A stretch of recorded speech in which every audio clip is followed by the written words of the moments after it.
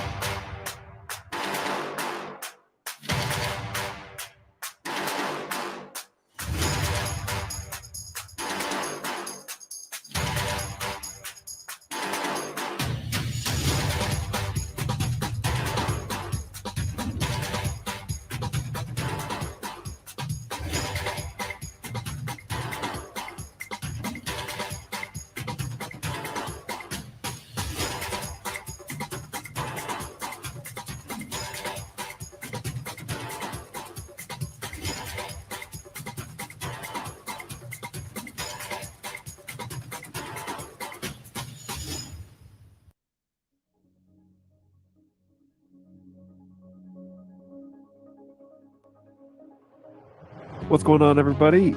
I am BirdDogJon. Thanks for joining us today, and we are going to kick things off here. It is 1 a.m. in Melbourne right now, and that is exactly where I am. Without any further ado, I'd like to welcome Robbie to the show. What's going on, man? All right, let's see. Hey, what's going on, Judson?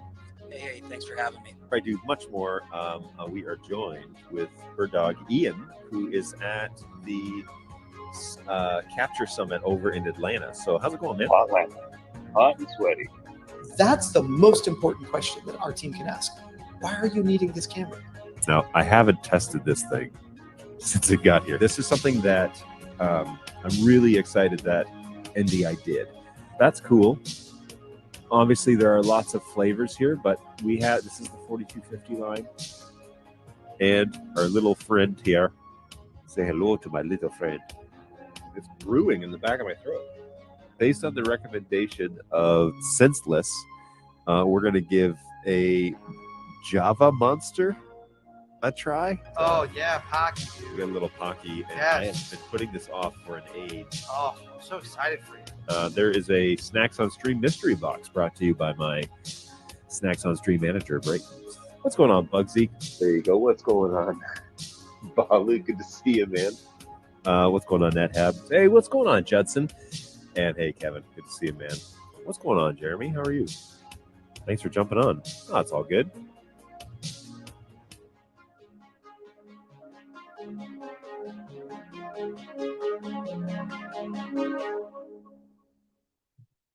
What's happening, everybody? I am BirdDogJon. Hopefully you are doing well. And hopefully you can hear me. So I'm going to wait and just make sure that my monitor shows up. Hey, that looks and sounds pretty good. Let me now jump over to the official YouTube page and just verify that I've got audio. There it is. Boom. Well, that's cool. All right. So funny story. Which I just told the guys out in the lobby. I have like gone like full nosedive into vMix integration for this show. You may have noticed that the transition was a little bit smoother, a little bit nicer. I ran a couple of quick videos there, which was way easier than how it's done in StreamYard, and yeah, that was pretty cool. So far so good. And let's just take a peek at the CPU. Now the CPU is running at about 84%, so that may have something to do with a couple of things. I've got if you notice, the music was different, so we're back to stream beats, which is what it was long ago. The kicker for me is now I need to figure out a way to monitor the show out of vMix, which I haven't gotten into yet. So we're gonna go audio mixer, and we're just gonna say main output. Click. Oh, that doesn't seem to be doing anything.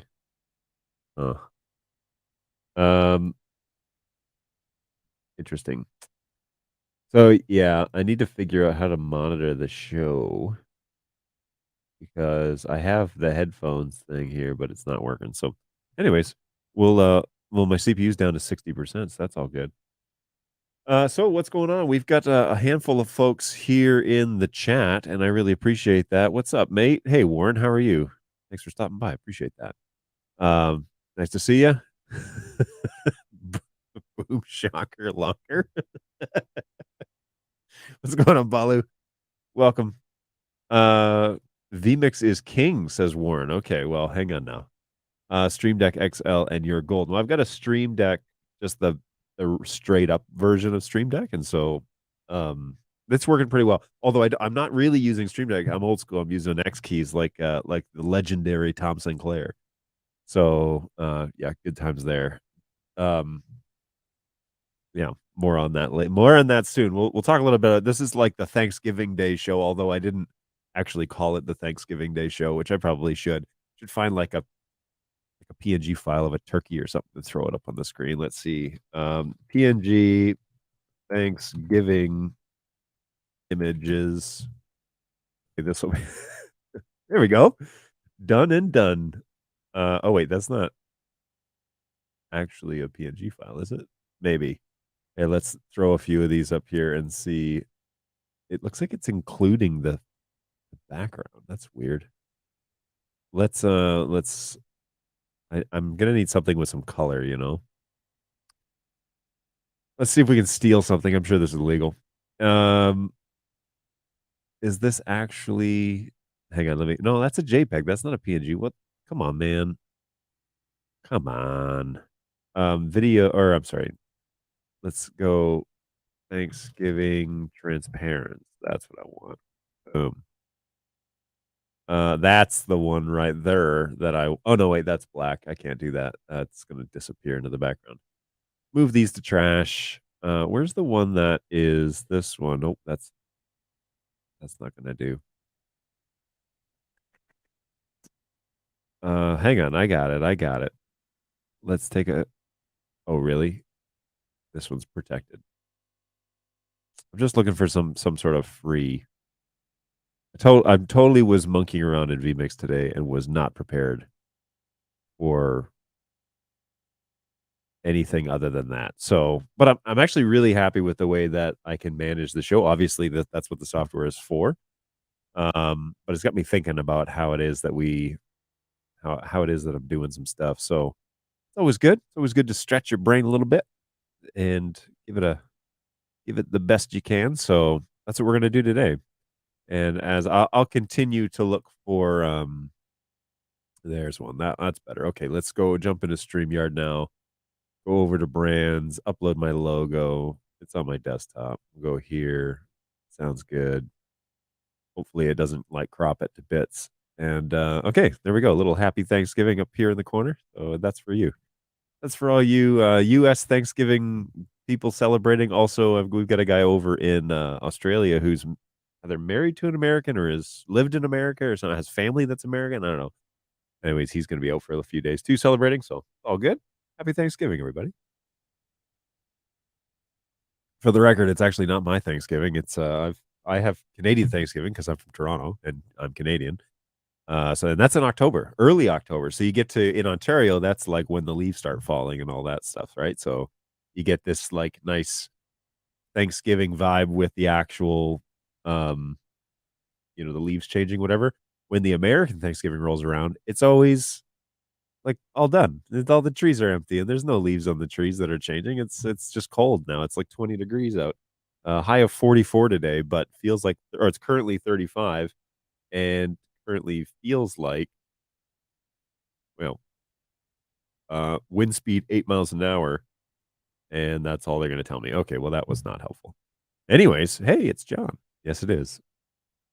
Hey, are you encoding with a GPU or CPU?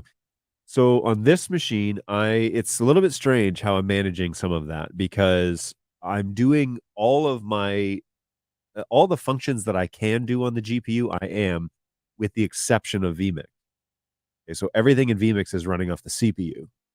And there's a reason for that is because the GPU that I have isn't supported by vMix, I found out after the fact. And so I've got a whole bunch of horsepower sitting here underneath the desk that I can't use. So what I'm doing is I'm actually running all the other processes on the computer through the GPU with the exception of vMix, and that leaves vMix open. So it's idling right now at about 65%, somewhere in there. That seems to be working all right. Stream Deck with Companion. Yes, and that I'm using a Stream Deck with Companion, but I haven't edited, like I haven't set it up yet to work with vMix yet. I'm see, here's the thing is I'm running X keys out for vMix, right? So I've got my transitions and whatever.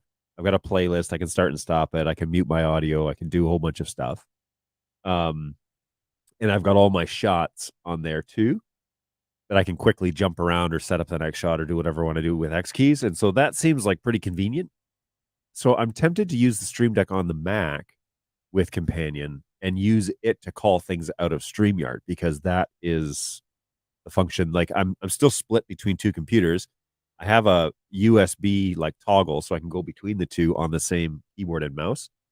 But it'd be great to have the Stream Deck set up so I could fire things in StreamYard, which can be done. You can just set it up for like because I've done that before, where you can turn on and off your screen name and do a bunch of things.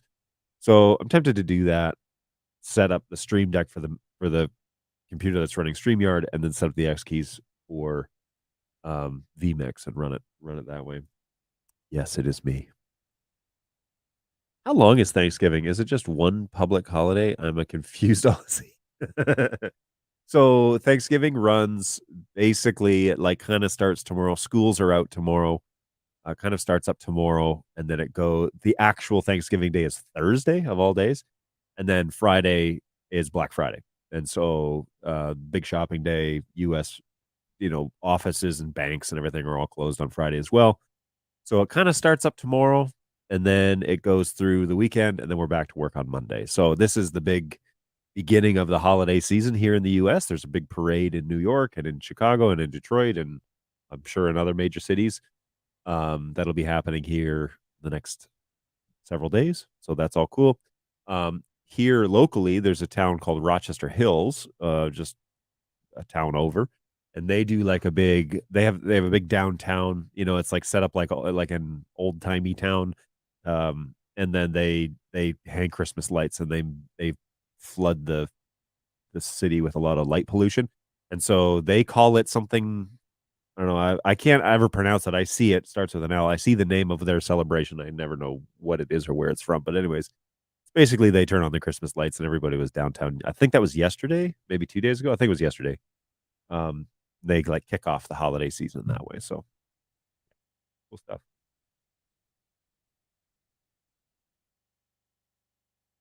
Legend. Wait for it. Dairy. Legendary, everybody. Good vibes. Absolutely. Good vibes. How's it going? It's good to see you again. This is the name that I'm always scared to pronounce. 'Cause I feel like I'm gonna get it wrong. Yeah, I jumped over here, by the way, to find pictures of, I think I landed on that page after my quick little Google search. Appreciate that. Thank you. So yeah, I went. I was joking with the guys out in the hallway, but kind of joking and kind of not, because I've gone like full on vMix. And if you've been around this stream for the past couple of years now, I've been doing this stream for 3 years. I think I started it in November, December of 2019, and so November 19, 20, 21. Oh my goodness, we're coming up on 4 years. Wait, that's not right. So it started in 19, so 20, 21, 22. Okay, yeah, 3 years. Anyways, I've been streaming in various ways, but always kind of, anyways, at least once or twice a week. But yeah, I've been streaming for 3 years now for BirdDog, and it's evolved over time. But I have tried almost every available with the available to me platform, with the exception of the TriCast, the TC1 that's over in the next room. I've been using different platforms. So I started with Streamlabs OBS, and then now the platform formerly known as Streamlabs OBS, now known as Streamlabs. The lawsuit and all that stuff, you can Google that. So then I went from Streamlabs to OBS, and I ran OBS at home. Okay, so and if you're new to the game, I ran the support department out of my house upstairs. I had an office. I have an office, and that was the original support department for BirdDog. And then we got a place here in Auburn Hills. Well, when we moved to Auburn Hills, I was running OBS, and I ran OBS for, I don't know, 6 months or something like that. And then I got a hold of a Wirecast license, and I used Wirecast for 6 to 8 months. And the reason I switched off of OBS was because I had a show with Dan, the owner, and he was sitting here in this office at this desk.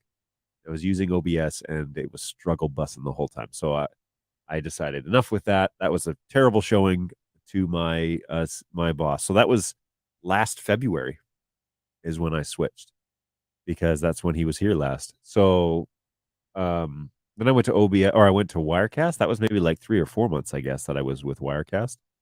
And then I got a trial license of vMix, and I started doing, and I had a conversation with Tom. We could probably even look to the day at this point.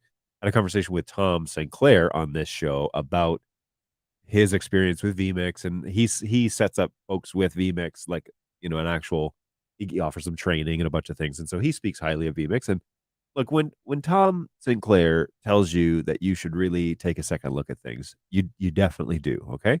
And so that's exactly what I did. I was like, okay, look, I haven't given vMix really a fair shake, and I think I owe it to them to try. And so I loaded up vMix and took in my sources. This computer was doing everything, like OBS, Wirecast. It was doing all that stuff all at once. And it was struggling to keep up with those platforms. And I started loading up vMix to get it to, whoops. Sorry, everybody. I just minimized my studio. So I loaded up vMix and started bringing in sources and whatever. And with the exception of the NDI sources all being 200 megs or 150 megs, obviously that made it struggle a little bit. And I fixed it by adding more NIC cards. But yeah, with that exception, it has been handling things like a champ. And it's wearing on me. Like I don't know. I think I'm understanding it a little bit better. So I mean, I understand why people like it. So yeah, there's no one here but us turkeys. What's going on, NetApp? Welcome back, man. Hey, greetings, Go Web. What's going on? Good to see you too. Welcome. Today's my birthday. I'm out with the family. I'll watch this video later. Go Web. Happy birthday, brother. thank you for so much for checking in. Let me know that. Appreciate that, and wish you a happy New Year as you you continue to venture down. Hopefully, you spend a little bit of time with us too, but this year. But have a happy birthday and enjoy your time out with the family tonight. It's nighttime over there where he is. So, companion can call from multiple computers. So in my theater, I have a Stream Deck controlling QLab, Grand MA, vMix, BirdDog P200s, etc., um, which are all across different computers. If it's on the network, Companion can control it. It's true. And I thought about putting it on like Companion on this machine, and then I could at least control the cameras in a pseudo joystick. I have a keyboard here, obviously, that I could use to drive the cameras, but these cameras are pretty much in fixed positions. I mean, they could all be PF120s and they'd accomplish the same things. I don't steer them around unless I'm showing you the studio. Like somebody at GoWeb a couple of months ago asked me if I would, do a studio tour, and I literally just took a camera and like drove it around, drove it around. But there are lights in positions. Oh no, that light is off. That's why you can't see my shoulder. So now that I'm running vMix, let's take a 10-second breather and watch a quick little commercial while I fix that. So yoink, and I'll be right back.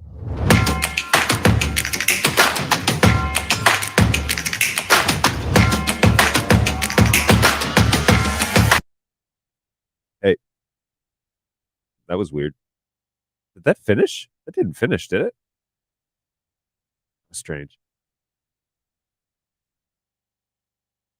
I don't know why it cut. I just loaded this. I just hit play. Oh, I know why. I'm an idiot. That's why.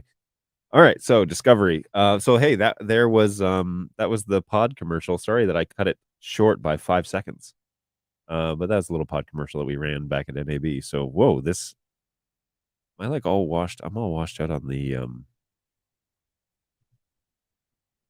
now that I turn on that hair light, it's like the P200 is lit up. My iPad looks strange. I think it's just the iPad, but let me take a peek at YouTube because it totally increased the lumens in this office. Oh yeah, that looks okay. All right. I'm not too opposed to that. My iPad, it might be no. I don't know. My iPad does not look like YouTube looks like on these screens. Doesn't look like any of these screens. It looks blown out on the iPad, but it looks fine here and on YouTube. So,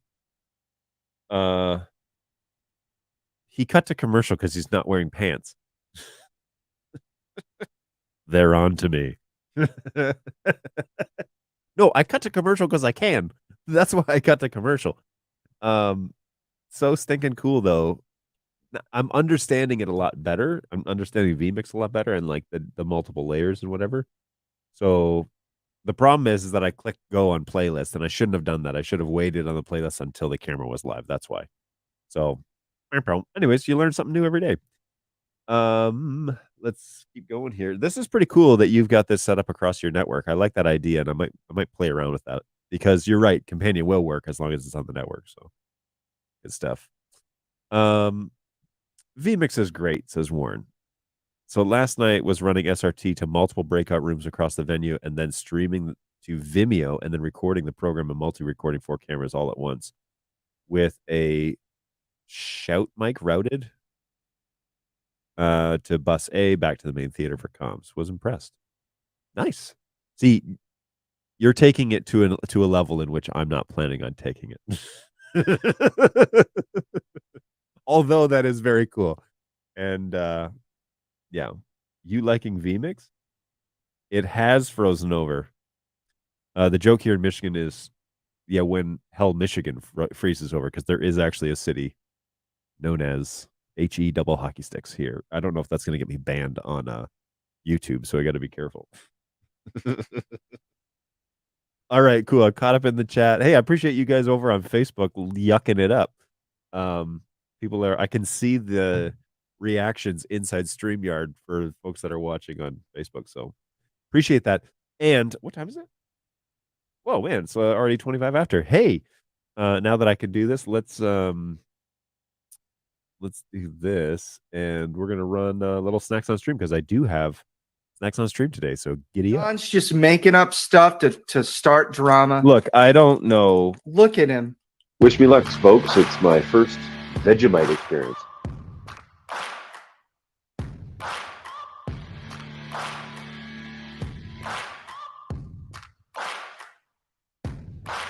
Final, this is like cheese flavor or something. It doesn't really look too appetizing. Good golly, this is something else, man. Here's the thing about Pop Rocks, and I don't know if I'm the only one like this. Pop Rocks have always been a social experience for me. I did not think that is what you were going to say. That's hilarious. That is awful. Oh, God, that's so bad. Jeez. Holy smokes, man.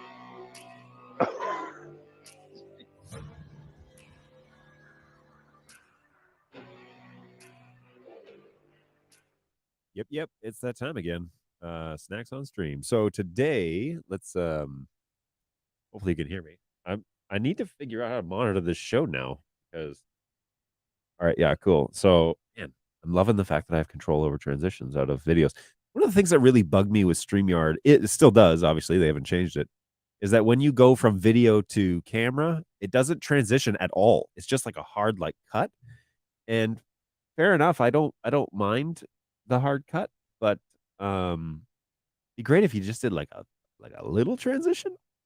The one thing, and maybe you guys can help me with this, is I don't know how to transition to fade the music. So on the start screen, you heard the return of the original music from long ago. That is royalty-free music from Stream Beats, is what it's called, and Balu tuned me into that. There's a whole bunch of different genres. So I just grabbed a bunch of it and threw it in a VLC playlist, brought it in as an NDI audio source, and now I'm just playing that on the start and end screens. But I can't figure out how to fade it out when I transition into this. It just like cuts cold. So whatever, we'll sort it out. But one thing at a time, right? Okay, so just need to cut. So the only negative is that I have with vMix is that it doesn't support audio only streams, though I've never tried it with NDI Dante Bridge. So I'm streaming audio over NDI. So VLC is outputting NDI audio, and then I'm bringing that in as an audio source in vMix, and that seems to work just fine. When I do the start and stop screens, that's when the music plays, and then I have a trigger in there to turn it off. But what I would really like to do is fade out. But if you select fade, it doesn't seem to do anything. So, anyways, whatever. I'm learning. That's just the same as everybody else, right? I'm still heartbroken that you don't like Vegemite. You know, I don't like Vegemite. That is fair. That is a fair assessment of my impression of Vegemite because it was not good. And we do have some Australian snacks here in the office, which I think we're going to try next week after Thanksgiving. So next Tuesday, a week from today, we'll be back. We're going to be trying some Australian snacks if there are any left, because Australian snacks are actually quite delicious, other than Vegemite that I tried. So we're going to give some snacks a go, and yeah, we'll see how that goes. Now, I've got some snacks on stream here today that I want to share with you. So this is my overview of my desk. And I've got my coffee as normal, and I've got a big thing of water over here. But today we are going to try espresso M&Ms. They were found in a gas station here in Michigan. And so share size, we did take about half of them out of here so that we could share them with the office. And then I've also got a fortune cookie. Balu's going to have to remind me of the name of this fortune cookie because it doesn't sound appropriate. But yeah, we're going to have to go through the fortune cookie. So I'm going to definitely try the espresso beans, espresso M&Ms, because that sounds delicious. And Brayton found them. Shout out to Bird Dog Brayton for bringing these in. So we're going to pop those open and give them a go. And hey, jump in the chat, Bird Dog kids, if you've tried them over there. Let me know how you like them. These are they actually espresso beans or just flavored? I don't detect a bean inside. Artificial flavor. I see nothing about actual espresso beans in here. And so is it? It's got to be espresso flavored, and not. Anyways, whatever. All right. Now there was a question at the beginning of the stream from Stream Virtual that I want to address. So, is it better to do DHCP reservations on the M4250 or on your actual router? I have everything set on my router.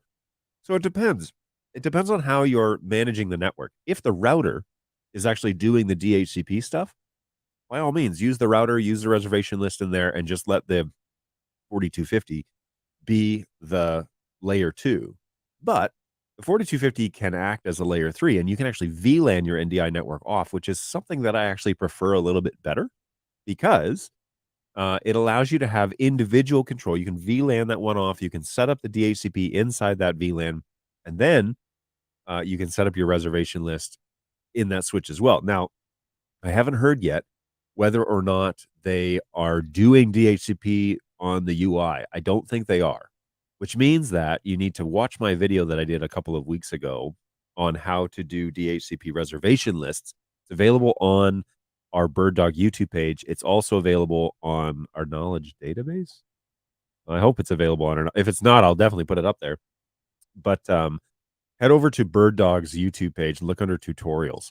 And you should see my face with a purple stripe at the bottom. It says M4250 or Netgear or something like that. And then I don't know, marketing did it. And then in there it says how to configure a DHCP reservation list on a 4250. That's the one that you want to check out because you have to do it on the other side of the switch, right? On the actual management admin management UI. That camera is not focused. There we go. Okay. So you got to do it on the other side if they haven't updated the web UI stuff yet, but it's not super hard. The catch is, and I don't think this has changed yet, is it needs to be the last thing you do when you customize your switch. Because if you go back into the 4250, UI and the user interface portion, the new one, and change anything and hit save, it'll wipe the DHCP reservation list. So it was a bug that they knew about in April. I don't know if that's been addressed. I hope it has. I haven't just taken the time to set that up though. So there you go. And I want to be sure that I answered that Stream Virtual because that's a great question. And you can go either way. If you trust the router, like if the router is decent power, then fine. And if it's brand name, if it doesn't have a link in the name, then fine, use your router. But if it's just like a router from like your Comcast provider or whatever, VLAN off those ports, set up an actual layer 3 DHCP VLAN on the 4250 and run with it that way because it'll be a lot more consistent, but also it'll allow you to pull everything off of that switch and take it with you if you need to go somewhere, right? So, and have a functioning NDI network that you know and can trust, and your devices will all already be aware and whatever. So that's way better. Is there also a video part of the signal? It doesn't work with a Magewell AES67 converter. Interesting. There isn't a video portion that I know of. Let me just jump over here, look at my audio sources. Yeah, no, it's just audio only. There's no video portion. It's acting as an audio input. It seemed to recognize it right away. So I hope that's I don't know if that's really helping, but hi John. Can I use BirdDog Play as a digital signage output on a wall TV? Absolutely. If you have your digital signage set up as an NDI source, by all means. I actually do that here in the office. We have a company calendar and like an internal support calendar that we use. And it tells when people are going to be in the office, if they're going to be late, if they're going to be out for the day or whatever.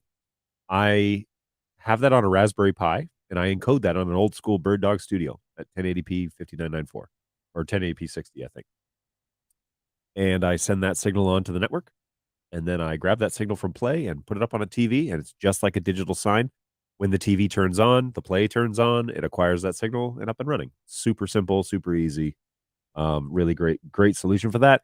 And then because my calendar is an NDI source, I can send that to any Play in the office. And I've got a couple of them running right now, including one that is running a vMix output that's showing my multi-viewer. So that's what I'm looking at when I'm talking to the camera.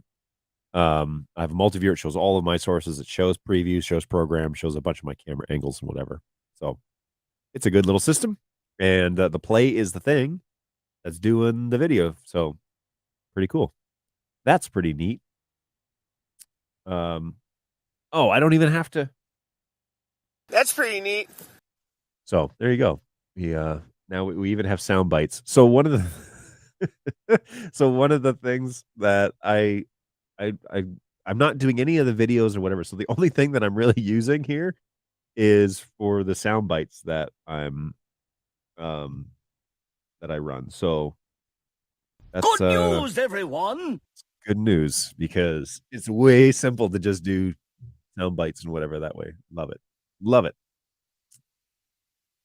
So yes, I'm currently using it in a digital signage type of way to answer your question the longest way possible. Why not running audio in vMix instead of VLC? And when I want to fade music, I trigger the fade through the companion button. I have a button which is VTO audio mute, unmute, and you can make it fade as an action. So it would be the same. It's just an audio source though, right? Like there should be a way to fade the audio source. I don't see why it would be any different. It's still an audio source. I mean, I could load it in as a playlist. Yeah, I guess. I mean, and that's another thing, I guess, that I can load it all inside the same program. I need to probably save this, by the way. Let's do that right now. Saved. Yay! All those changes that I spent like an hour working on. Now that okay. We should be good to go now. So but why isn't there a function to fade an audio source and to set it up as a trigger? That's what I want, right? So like when I switch to I'll just show you what I'm dealing with here. But when I switch, let's go to I'm going to load this in. When I switch to this, it should mute my microphone. Should it mute my yeah, it should mute my microphone and play music. So here we go. Ready?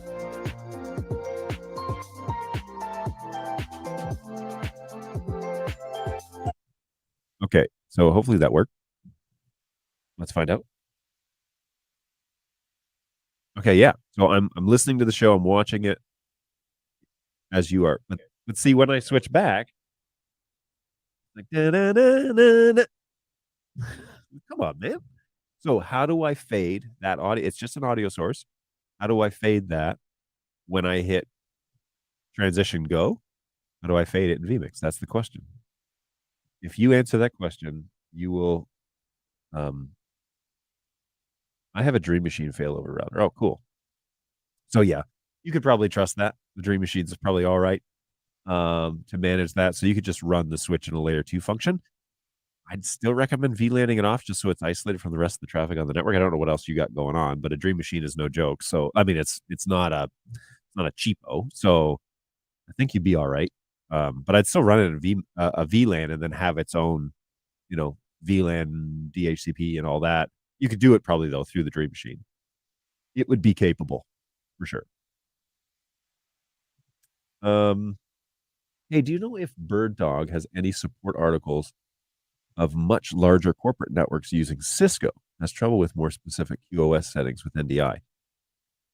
So I know of use cases where Cisco is being used. I don't have any articles other than there is one about some settings that need to be turned off and some settings that need to be turned on. In particular, the power. Cisco does a really great job of power management, almost too good, to be honest with you. And there's a command that I don't know offhand, but there's a command that you need to give the Cisco switch to basically switch it to legendary PoE management, which is just full on, full power for that port. Because Cisco likes to learn and do some power management even when you tell it to turn off the power conservation settings. So there is a command that you need to give it that will negate those settings for those ports. You just set it specifically for the ports that you want to use with NDI. But other than that, I mean, QoS in general is supposed to be turned off for NDI. So when it's having problems with QoS, I'm wondering, why is it even on? That's the first thing I would say, because quality of service is an inspection process that basically delays packets. It takes them at random or at an algorithm and inspects them, and it does a few other things. But yeah, you probably need to check that out and turn that off, because that's what New Tech says to do. Not necessarily BirdDog, but New Tech recommends shutting off QoS. So I would go down that road first. I've done it plenty of times, but I don't tip. I'm not tempted how to tell you. Audio fade on trigger. Fade audio on trigger. I don't remember how to tell you. Oh, sorry.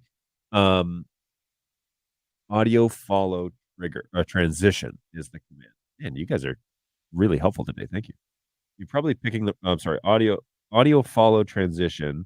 Probably picking the wrong action to fade it down. It's a audio fade, not a dissolve. Set volume fade. Okay, yes, set volume fade. I saw that one and I monkeyed with it, but I'm not entirely sure what to set.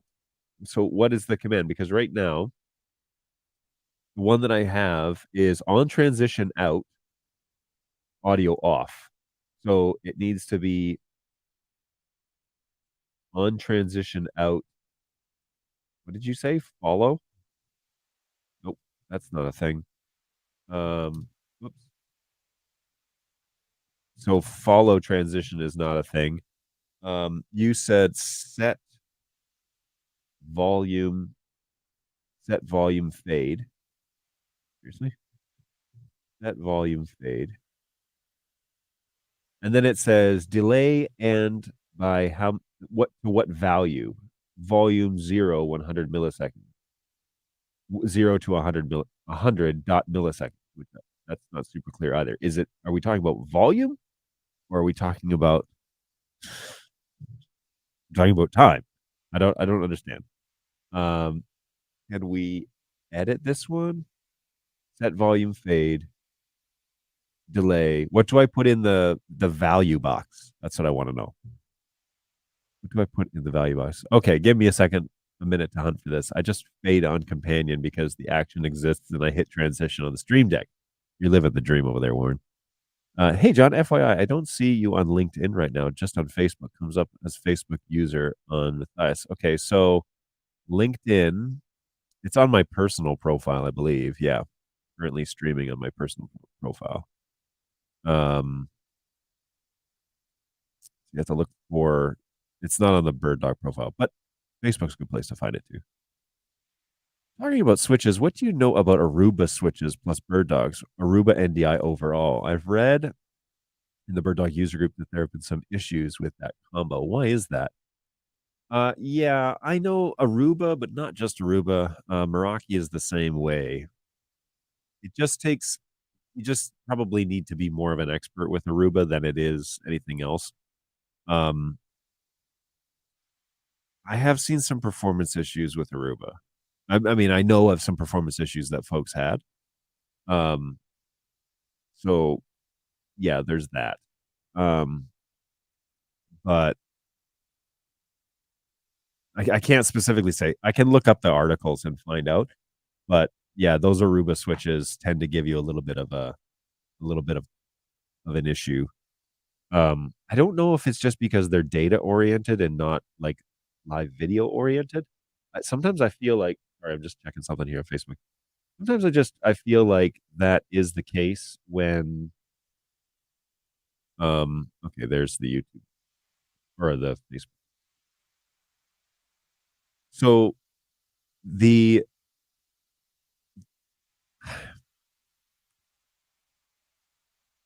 okay, data networks and video networks are a little bit different. Video networks are about everything needs to arrive right away as soon as possible. It's all about performance.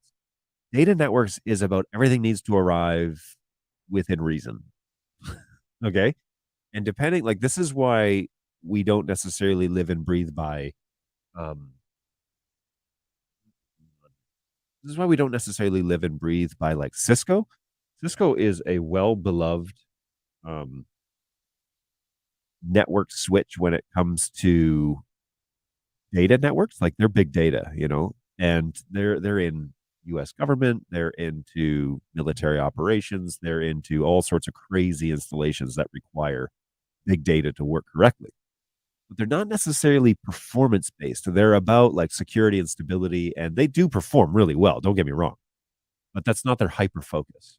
And I don't know if Cisco will ever feel that way, if they'll ever do that. So um to ask them to perform like an AV switch may be like barking up the wrong tree. And that's just, truthfully, that may just be a trade off of using big data switches. But sometimes with Cisco, sometimes when people say, well, what network switch should we buy? And corporate America says Cisco all in one big chorus. I understand why, but it's kind of like if you were to look at running shoes and say like what brand should I buy, there's like 3 or 4 out there that everybody buys or thinks is the best, and there's not necessarily true. There are other brands that are maybe even not as well known that might hold up just as well, and then there are brands out there that will not hold up as well as something that's built like a Cisco or a HP switch or something like that, right? So you can pay whatever you want in the networking world and you'll get varying performance.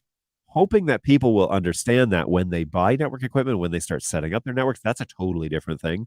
Something we deal with on a daily basis, where people think a switch is a switch is a switch, and it's like not necessarily, guys. That's you can buy really expensive ones, or you can buy cheap ones, or you can buy something middle of the road, and you're going to get varying performance standards out of it. Now, truth talk, Cisco, for the most part, is rock solid, and they know their stuff, and they charge you for it. I mean, that's the price you pay. That's why you pay that price.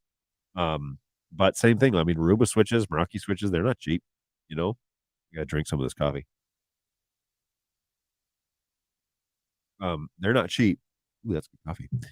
But and they deliver a certain level of performance. Now, there are economy switches as well that perform okay, and then there are bottom of the barrel switches that, when you talk about networking performance, you really you set yourself up for bad results. I won't say failure, but you set yourself up for bad results if you just rely on the backbone of your network to run off of switches that are not necessarily very good. So, and it's well known. You don't have to go very far to find out reputations of switches. That's just a part of the networking world. So BirdDog and NDI in general, and not just BirdDog, but we have this weird task of bringing people along, especially like people in the production realm, and introducing them to sophisticated networks. And especially if they want to they really like NDI, they've got 2 cameras and a keyboard, they really like it, it works really well. Let's do all of our studios NDI next year. It's like, ooh, that's different than a Ubiquiti first gen switch. That you're getting away with it now.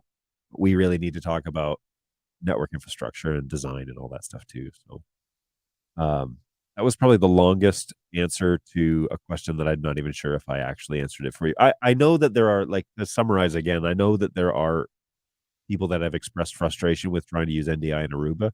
I can't specifically say that here's what the problem is, but I suspect that they're not AV focused in terms of high performance, get all the packets there. There's a lot of data security. I know that they do a lot of wireless networks too, right? Really sophisticated ones. Arrowhive, is it Arrowhive or is it? It's not Ruckus. Ruckus has their own switches, and shoot, there's another one that's really big. I mean, Aruba has their own.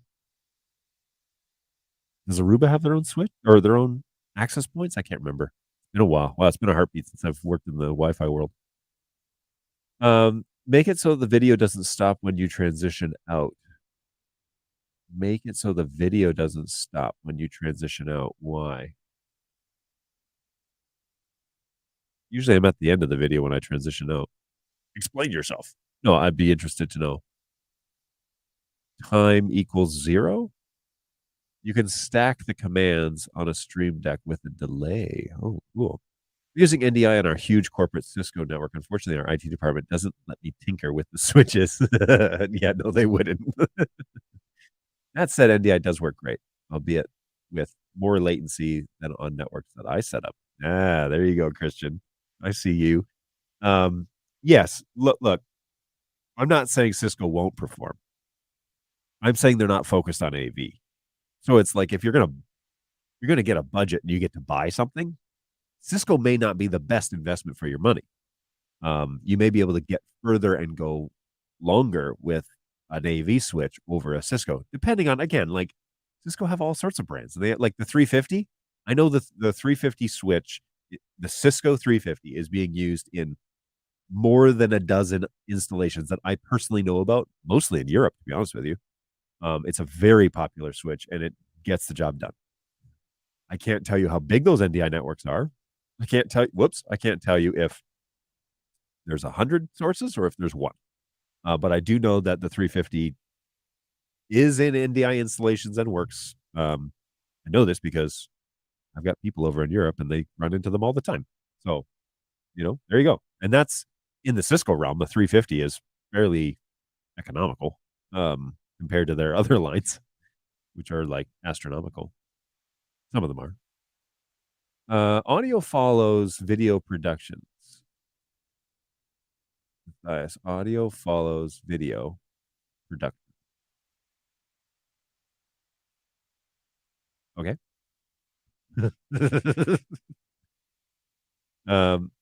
Hey, great. All education in Australia is going Aruba HP from Cisco. Really? Interesting. Well, that may be a requirement then for us to find some Aruba installations and sort that out, because that seems like it would be important to figure out, right? Okay, so transition out, set volume fade, VLC value to 0. So when yoink, so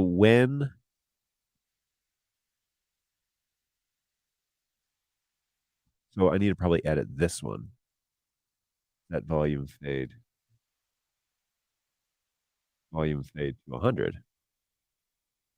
Right? Okay, so let's give this a try real quick. I'm going to go to my...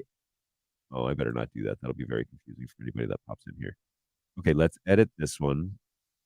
Set volume fade when we transition in to 100.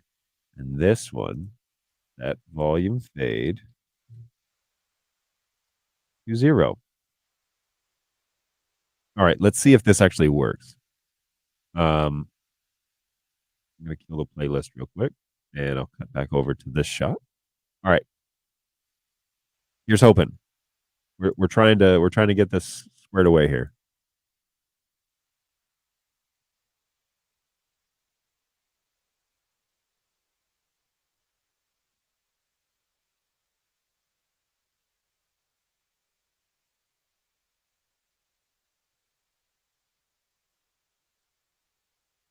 Okay, so that did nothing. It actually killed the music. That's interesting. So maybe I have it backwards. Let's edit that one and change this one. Maybe 100 is off? You think 100 would be full value. All right. Try this again.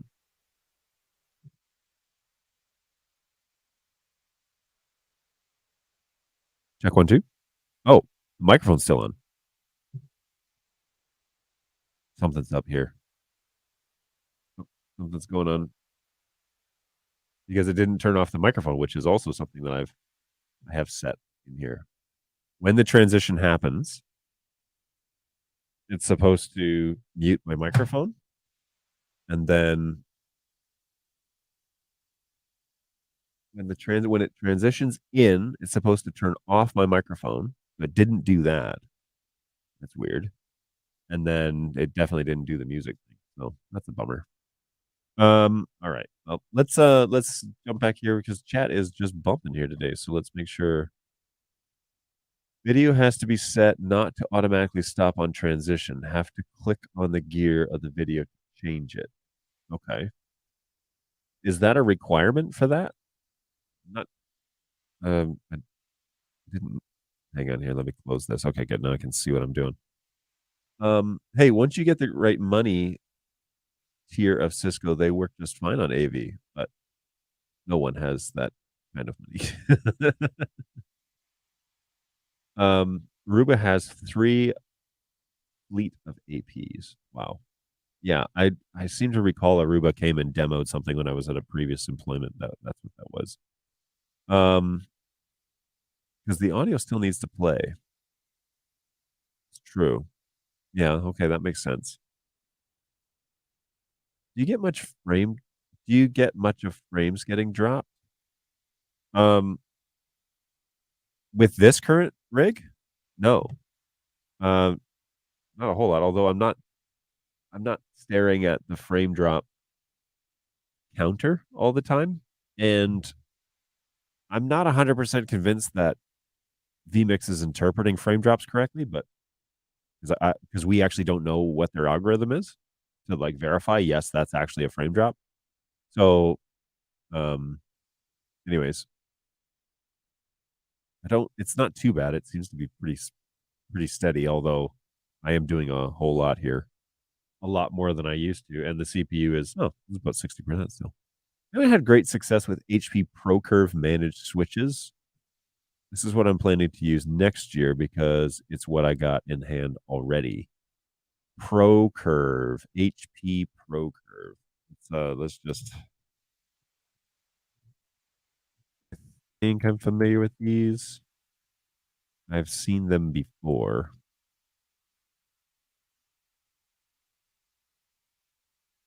HP owns Aruba, right? So let's take a quick little gander at their switches. Which one? There's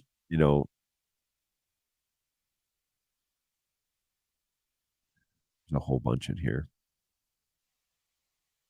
Let me add this and we can kind of look together, I think. All right, so here is my search. HP ProCurve, Amazon.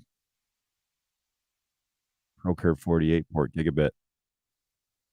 I have seen these. I haven't used these, but I've seen them. I don't know about their performance level or NDI. That's just flat out. I don't have any experience, so I couldn't help you, but somebody in the chat might for sure, because there are lots of folks in here, and this chat is just a bumping. So, hey, Randy, thanks for that question. That was a good one. If that's what you got, then certainly set it up for a test before you do a whole institution-wide install. But morning, MTash. I have a suggestion. Can you source your can the source you're adjusting with cam control in the source's software display within the software and not have to have another studio monitor open to see it? Can the source that you're adjusting with cam control in the source's software display within the software? Are you talking about cam control like the software cam control? Isn't there a preview window? That's what you're wanting, right? Display within the software and not have to watch it in studio monitor. Oh, are you talking about on the web UI cam control? See, if that's what you're talking about, this is what I warned the developers about. I said, we're going to get all these confusing. Everybody's going to say cam control, and they're going to say, in cam control, I can't see the source. And it's like, yes, you can. Cam control shows the source in proxy. And everybody's like, no, cam control in the web UI. It's like, why did we call it the same thing? So hopefully that's not what you're talking about. But inside the software cam control, it definitely shows you a preview window. It's actually easier, I think, with just the colors inside cam control because it gives you all of the options. But if you don't want to install it or you're running Mac only, I understand why. There is a conversation about how to do that in the web UI, by the way, using RTSP. And obviously that would come with the rollout of all of the Silicon 2 formats, which you heard it here first, folks. It will be a staged rollout. So if you're waiting on Silicon 2, it'll be a staged rollout, not all at once. So don't get upset if your favorite format doesn't come out the first time. They're working on all of them, we promise, but they'll be launched in stages, not all at once. Audio following. video is easier way to do it, as the audio will fade out with the video dissolve. Oh, so audio follows video is the easier way to do it. All right, we need to explore that. And I don't know. Oh yeah, I was gonna keep eating these. These are great, by the way. So espresso M&Ms. Oh yeah, really good. I mean, I'm a coffee person, right? So I drink way too much coffee. Way too much coffee. Oh, I drink coffee flavored. I'll give it a try for sure. As long as it's, palatable. Nope, no audio. vMix or Companion? I'm doing this in vMix right now. Made it up already? No. Has 0 drop frames, 4250, P200 and 100. As it should be, but HPE Office Connect, HPE 1920.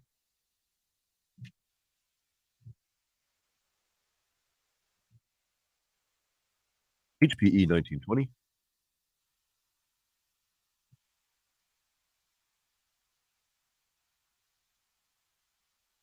All right, HPE 1920 series. Let's take a peek again. All right. Here we go.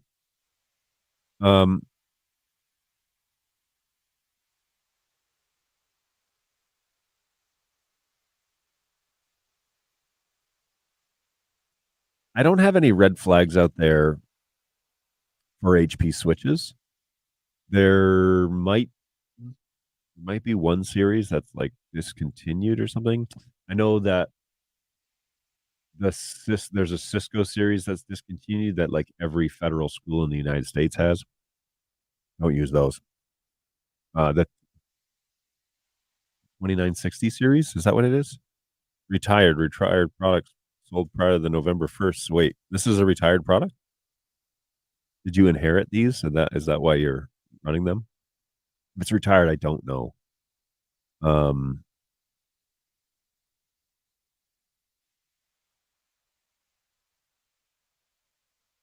Is it advanced smart managed? I always get nervous with the word smart because that's like an umbrella that covers a lot. So I always get a little nervous when they say smart. But yes, I'm controlling the web UI. So yeah, the way that we're thinking about trying to do that is utilizing RTSP, which would be the, Silicon 2 update, and then give you the ability to view the feed in the web UI. It takes a lot of horsepower to generate that feed. So producing it in a web UI is not super simple. But if you get it down to RTSP, then you can at least preview it in the web UI. So that has been talked about. It's like 1.9 already.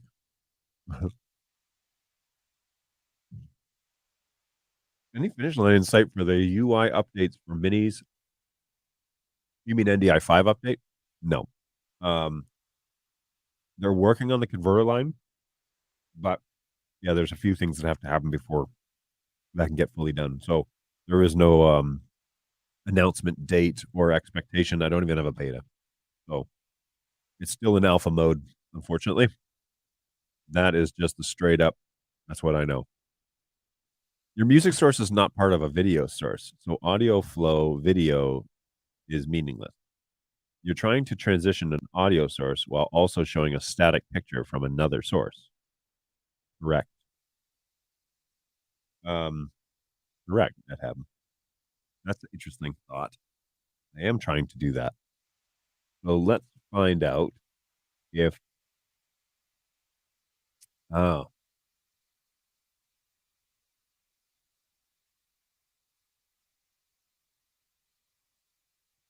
that's interesting.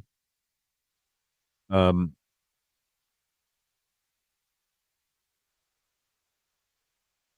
is very interesting.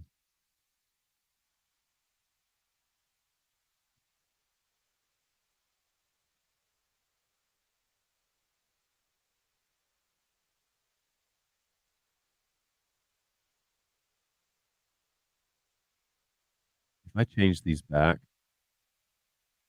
Audio on, audio off. And then I do this. Does this work now? Let's find out.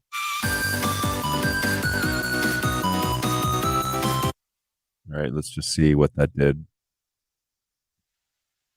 Okay, yeah, so that music definitely came back.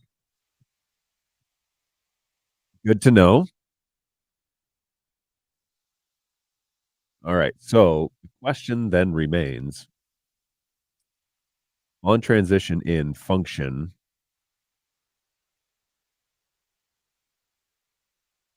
There is a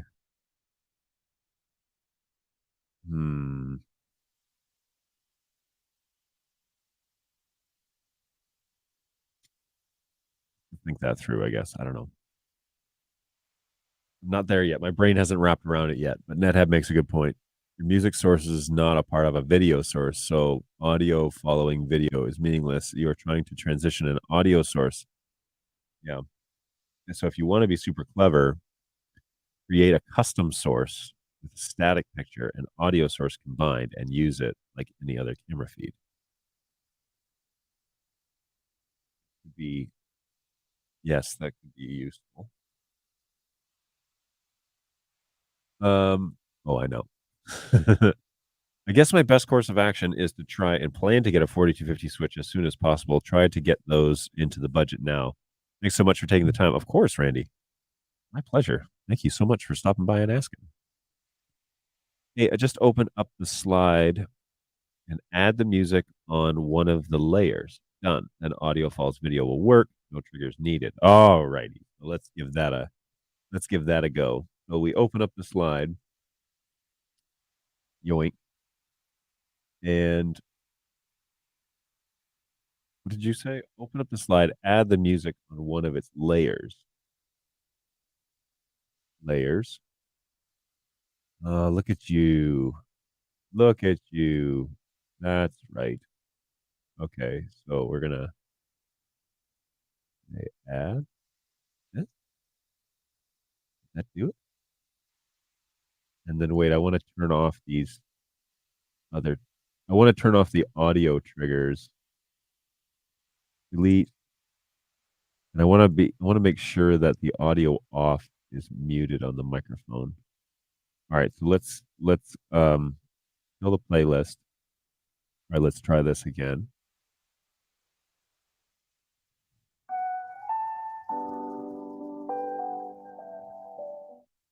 All right, let's watch. That seems to have worked. Oh, wait. Oh, did that actually fade in and fade out? Oh, my word. Kill the triggers. I think that worked, everybody. I think that worked. If you want to be super clever, yeah, you can add a custom source. Yeah, okay, so I think that did it, actually.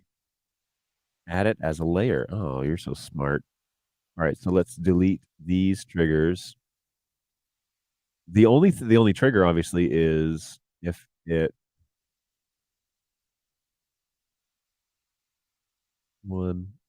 add.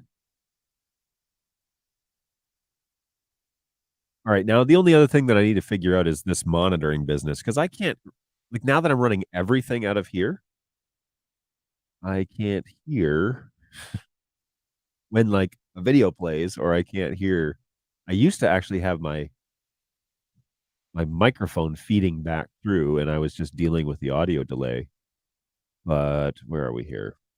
Audio output, headphones. All right, this needs to go out of this output, and then hit OK. Restart vMix? No, thank you. All right, so I've got to restart vMix to figure that out. All right. Well, hey, that's something. And I still see my audio coming through on the meters, and so that's cool.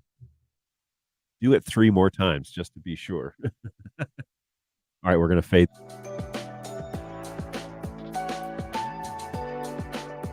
All right, and then I'm fading it back to me. Oh, that's so clean, too. Oh, that's beautiful. Yeah. Look at you guys. Good stuff. Yes. Love it. So I just was reminded. So I don't know if I said this before or not. I replaced the like piston thing that's on the bottom of this chair because I used to like shrink down involuntarily during the show. So I bought one that's extra tall, first of all, and so I can get it like perfect. And then I also it's brand new, so it's great. So there's some exciting news. You'll also notice the past few shows I have not been wearing glasses. And I'd love to say that I went and got like some sort of laser surgery that fixed my vision, but it's just not the case.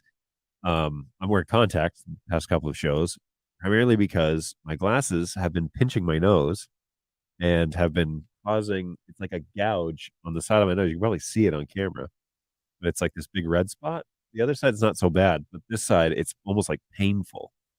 And so I've been wearing contacts the past several days to give my eyes some rest. So Sunday, Monday, Tuesday, I've been wearing contacts, and last week, I think last Thursday, maybe I wore contacts.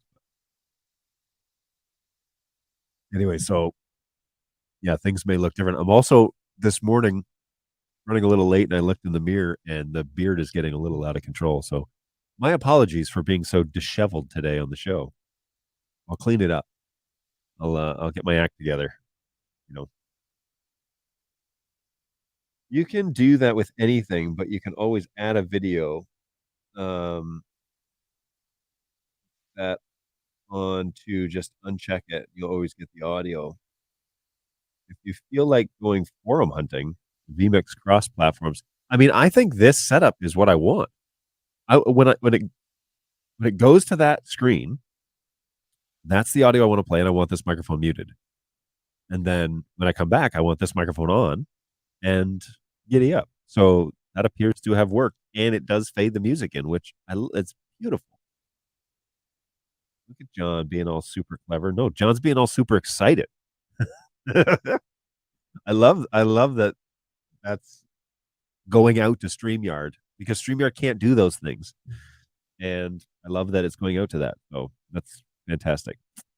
Make a different mix and have your headphones mute the microphone. You do have to restart vMix. The big worry about doing this is that you have no idea if your voice is on air or not. So I have a multi-viewer which shows the output, and when I talk, that meter moves. It also moves, obviously, when I have music playing. But I also have a gate, a very low gate on here, and so when I stop talking, it goes dead flat. And so I should be able to visually tell. It's also on vMix; it shows it right there. But I should be able to tell if the audio microphone is working. So, oh gosh, I'm getting so nerdy over here. Super nerdy, everybody. And I'm kind of enjoying it. Yeah, it was a delayed comment. Yeah, it worked. Yes, it does. I'm really excited about that. Warren, what time is it for you? If you're over in Australia, it's got to be middle of the night, man, or early in the morning. In Melbourne, it's 4:00 in the morning.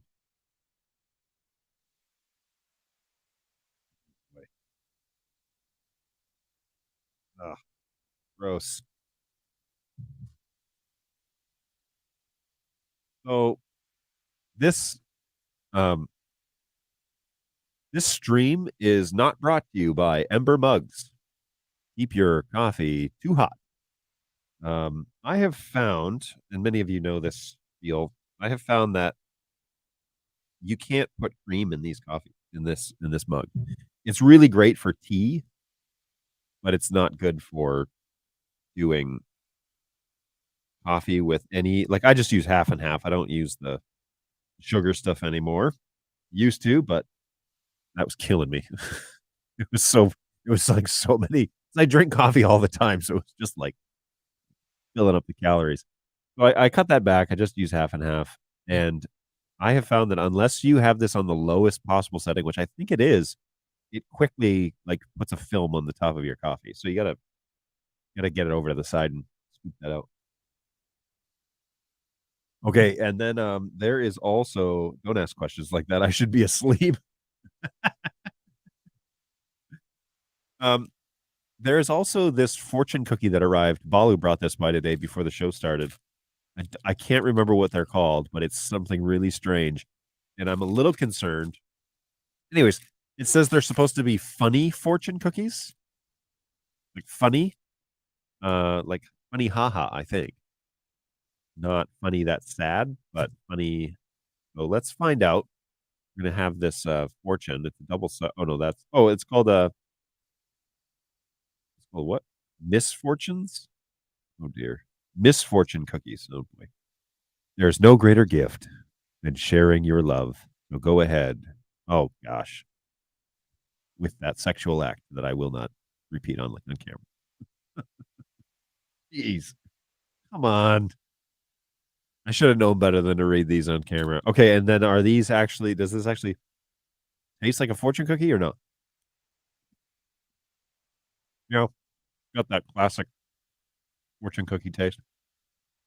Dear. My goodness. All right, well, the cookie's good. The fortune was pretty bad. All right, well, I'm pretty happy with this vMix setup. And I know it seems like that day would never come, but it is the truth. I'm quite happy with it.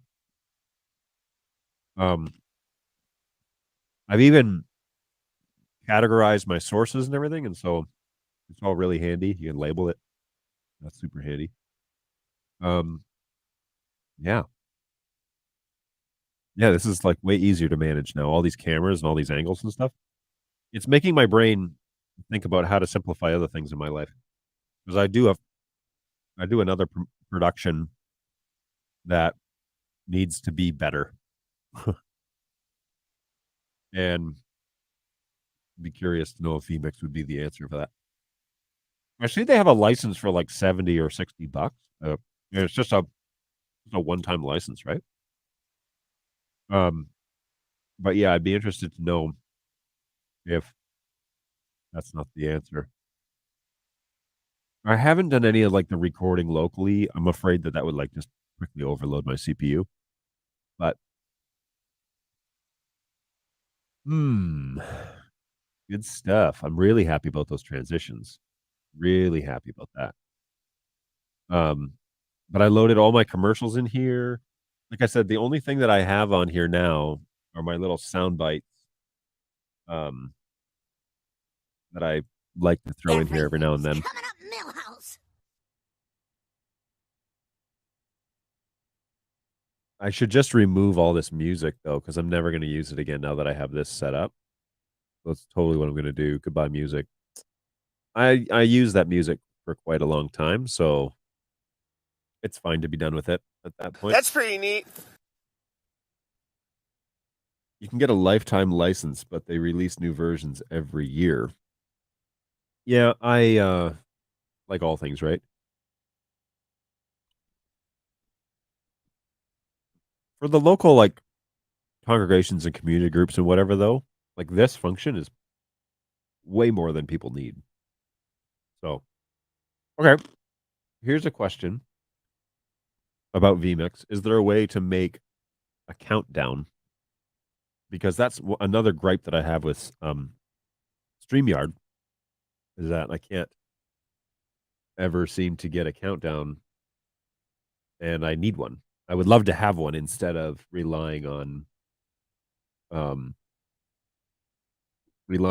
like StreamYard or finding a video or something like that. I'd love to have an actual countdown. Now, I have a little clock app that I used to use when I had OBS. And that clock, is that in my Twitch files? Let's find out. Feel free, by the way. Yes, GT titles. Feel free, by the way, to continue to ask your questions. That is the purpose of the show. So if you hear me rambling and you have like valid NDI questions you want to ask, put those in the chat. Those are priority one. So let's take care of that. Hey, man. Hey, just wanted to thank you for all the help the other day. Cameras work fine. Someone had switched my DHCP router settings without my knowledge, and it was a headache to figure out. I appreciate the level of support you guys give. Dude, it's really kind. Thank you. A couple days this week, we had some customers that we couldn't. There's really like nothing we could do to make them happy. And seriously, it was a rough go. And special shout out to my ticket agents who take the brunt of those complaints sometimes, most of the time. To be honest with you. But yeah, throwing that stuff out there means a lot because we really do want to like provide great service and we want to provide good support and make sure that you're up and running and your stuff is working. And it means a lot when people say something. So I appreciate that. Thank you very much, Mr. Spooky. vMix Call is pretty cool too. It's all web based. Yes, I've used vMix Call with Tom Sinclair. If you go over and look for a conversation, the latest one that him and I have had, which was just a couple weeks ago, that show was done over vMix Call. It worked pretty well, although my video looks pretty like fuzzy. And so his is, of course, a 4K signal, and mine is a 1080 signal, but he's streaming in 4K. So GT titles. All right, I'll get to that. Bottom right-hand corner of the burgers of the burger menu. Countdowns are in the GT title app, which is part of vMix. You can set a timer in or out and have text come up too. Add it as a layer image. Oh boy. Oh boy. All right, so here is the same as GT title designer. Yikes, this is going to take me down a rabbit hole. That is for sure. Dude, Warren, I love that you're here, man. Thank you so much for hanging out with us. That's cool. Okay, so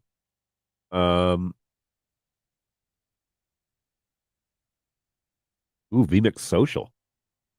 Could light that up too. But it's kind of like what I'm doing here, right? So let's not get crazy, everybody. Titler app, it's a part of vMix. You can set the times in or out. Have text come up as well. Okay, so I'm over there in the designer. Let's go ahead and look at what options we have. Text block. Can we add that? Ooh, there we go. Make this a little bigger. Oh, it's teeny tiny. Now, inside here, what can we do with this? This is kind of fun. I should throw this up on the second monitor, and then you guys could join me. Right? Yeesh. All right, so let's go over to this shot. There we go. And here is that titler. I'm probably doing it wrong. But here's that titler that these guys were just talking about. I had the best reply from a central support ticket. Had a big storm and it fixed my problem. They said they'd add it to their list of fixes, asking their clients to summon a storm.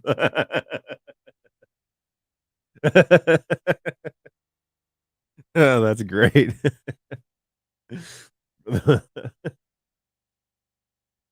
Yeah, just you didn't know you need to call the X-Men in for fixing those sorts of issues. It's great that it got fixed. I just don't know how. All right, so this says ticker. Is that what that is? No. Ooh, QR code. That's fun. Is that a QR code generator? That's pretty neat. And by that's pretty neat, I mean... That's pretty neat. All right, so is this an actual QR code generator? Let's take a look here. Whoops. Layer 2. Get out of here. Paste. Wow, this is a long way away from me. It's hard for me to see up there. Are you sure you want to delete this layer? Yes. So am I doing this? Is it supposed to be a text box or is it something else? Kind of looks like it's supposed to be, but my eyes are not what they used to be, folks. Doc, edit. It's all right. Nothing's obvious here. Ooh, what is this?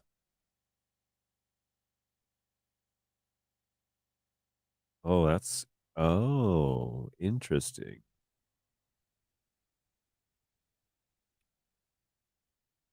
Oh, boy. I just realized, I think, what this thing actually is.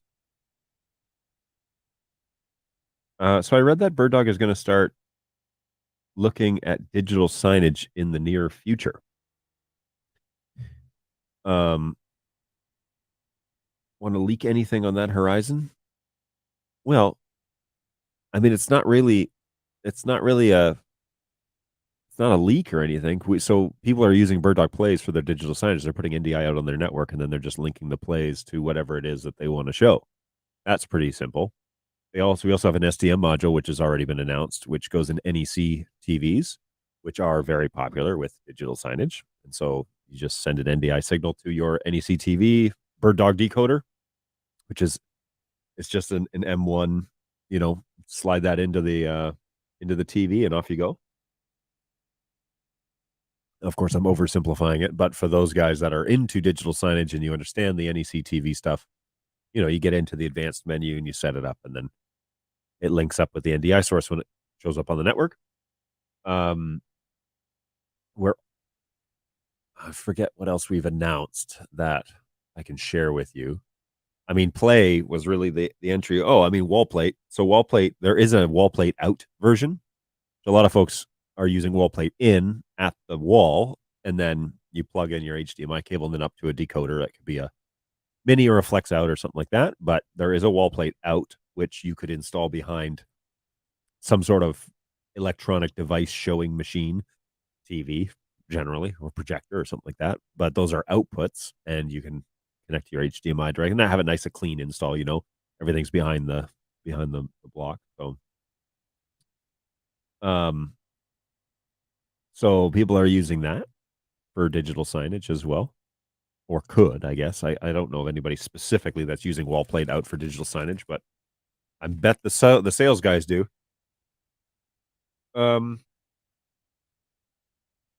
Think about what else is out there.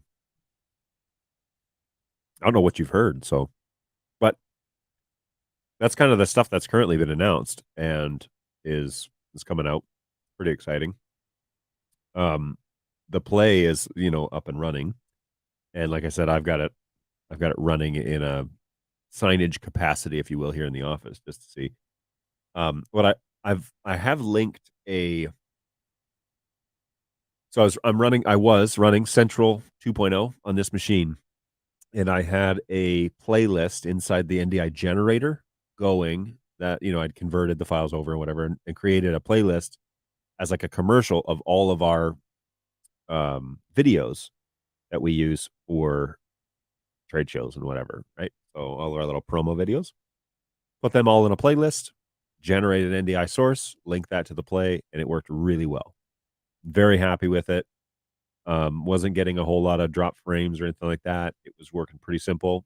Now, granted, my setup, full disclosure, they were both plugged into the same switch.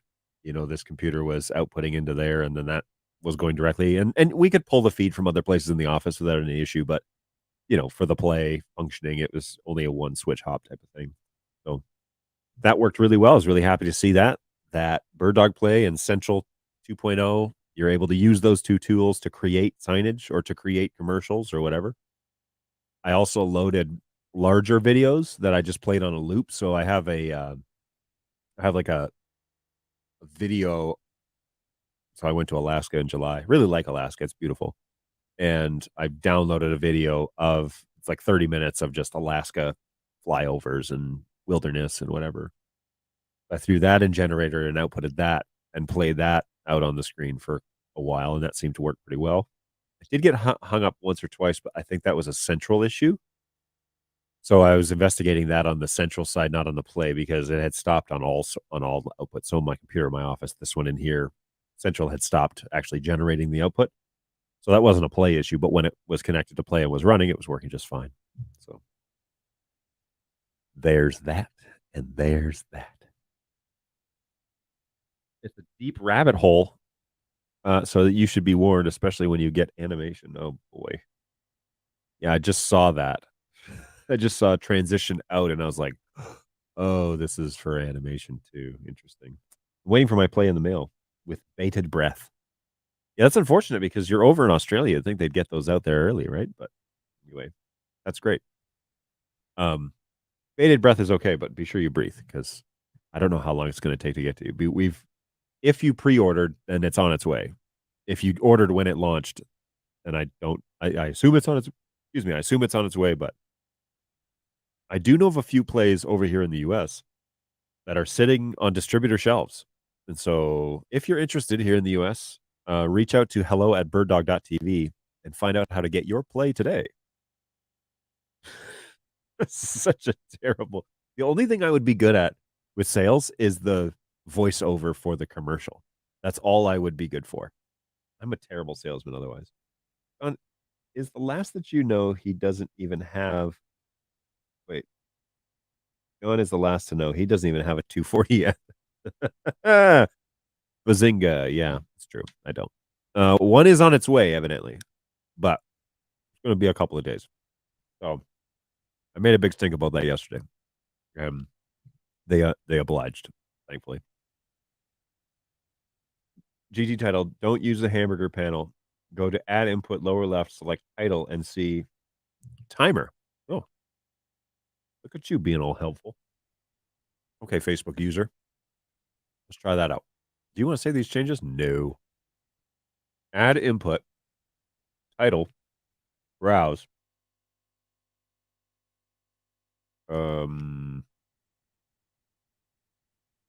Add input.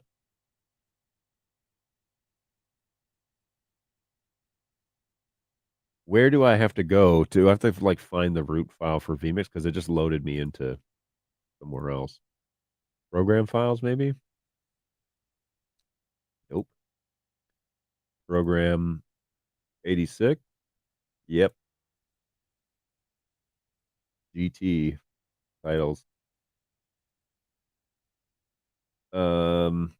Texture styles, PSD, graphics engine. I'm not seeing anything that says what's going on, Matthias.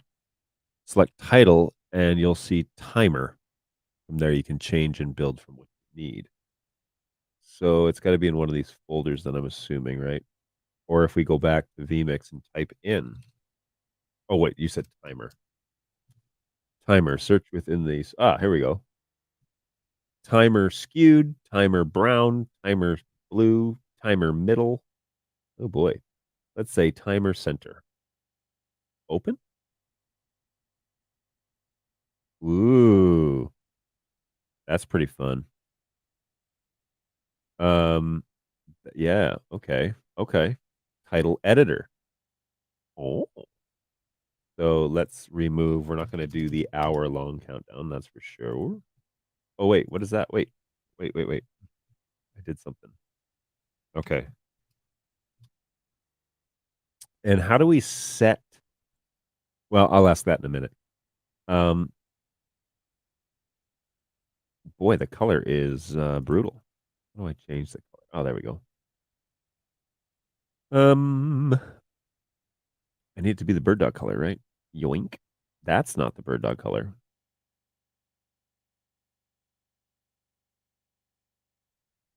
Do they give me like a color picker? That would be fantastic. All right. Well, I know this number. I'll find it somewhere. It's just annoying that I don't have it. Okay. Can I also create a transparent background?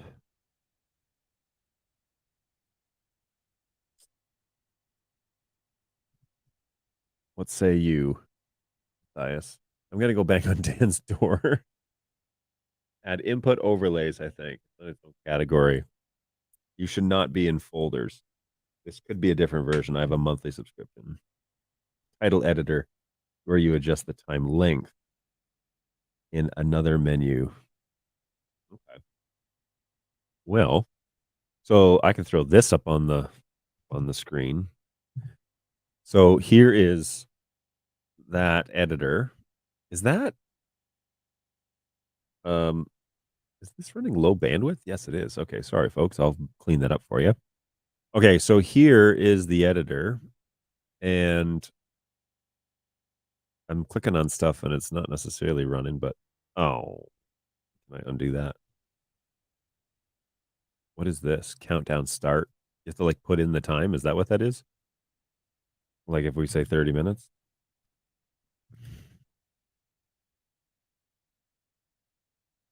I guess I got to go back to my. Okay, so it says 30, but that's all it says. So, duration, stop time. So can I so if I say like 1 p.m., right? 13 o'clock, is this going to make a countdown for 13 hours? do. Countdown timer, display zeros when stopped. Current time. Okay, so that's not necessarily what I want. Image is clear. That's good to know though. Time of day. Oh. So now if I hit start, it's showing the time of day. Interesting. All right, so it's counting up. It's actually showing what time it is here in Auburn Hills. Very cool. Okay, so now if I say settings, no. Now if I say clock, count down to a time. So to 3 p.m. is 2 hours and 20. Yes, that is what I want to do. Very cool. So it's past 11, obviously. What about the next one? What if I say PM? Okay, that changed instantly. So that's cool. All right. I think I get it. So if I close this now and you're saying this is already a transparent? Interesting. It's not interesting.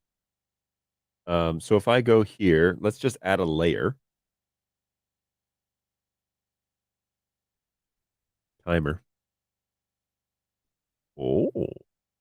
Hello. Hello. Okay, so what if I say like this? Where are you? Oh. Okay, this one. Spot number 2. Timer. Oh, look at that. All right. And then of course you can position this however you'd like. So we can move it. This is neat. That's pretty neat. Ooh. So do like that and like that. All right. I like that. That little timer right there. That's cute. And it's already transparent. Thank you for that. It's already transparent. Added as one of the 4 layers. Click settings. Yeesh. So there is my little timer. Okay, cool. So let's go one step further now with this little timer, because that's really cool. And there's the layer. I see it now. Okay, so here I click on. Wait, what was the thing that I was doing to monkey with it?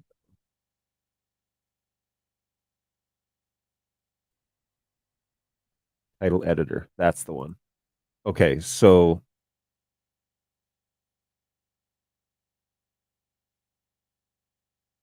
okay.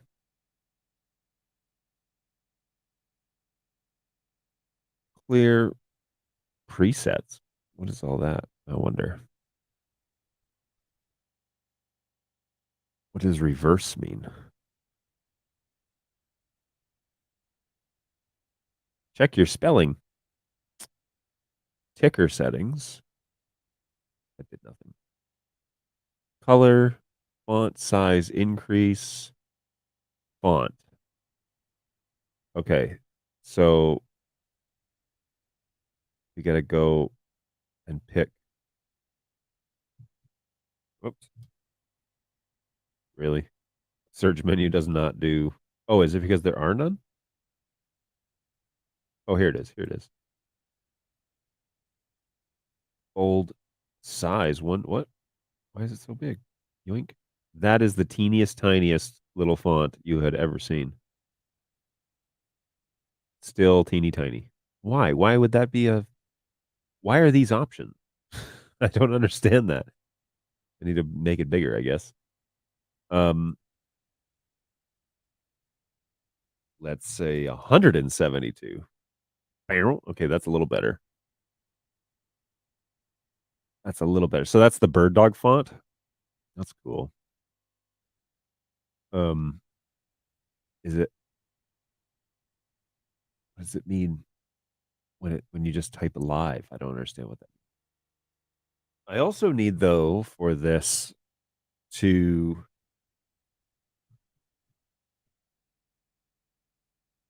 So add in the bird dog logo and USA time and Australian time. Oh, that's a good idea. Bingo. Add another layer image and add text coming soon. Position. Titles came before GT titles, and they're kind of more advanced with what you can design. Find out what works for you. That I will. All right, so what about like making this ridiculous? Okay, cool. All right, the other thing I need to do is I wanted to do like a drop shadow on this because I want this to be on the home screen, but it doesn't look like it will. It doesn't look like that's an option unless I go into the actual GT editor. Maybe it could do it there. Maybe. We'll see. Colors. I'll have to fix that too. Okay. Okay. Well, that's cool. So where are my camera angles here now? So this one has... This is the one that I'm working on. So we say this. We can like move this wherever we want, right? We can say like, let's put this up top. That's fun. Oh, I got my Happy Thanksgiving over there. So maybe we got to move it over here.